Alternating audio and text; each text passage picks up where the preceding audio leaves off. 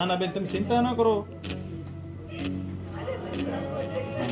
99% અમે લાવી દેવું.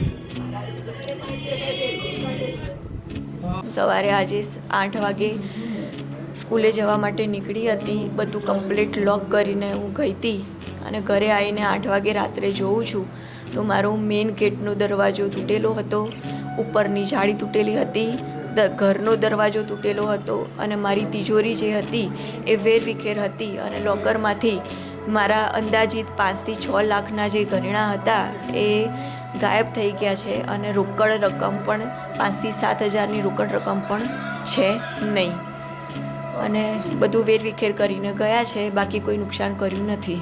પોશ એરિયા તરીકે ઓળખાય છે. આજુબાજુ પણ રહીશો ઓળખીતા લોકોની વચ્ચે હોવા છતાં, ચાલુ રસ્તો હોવા છતાં ધોળા દિવસે આવી અને ઘરમાં ચોરી કરીને જાય છે.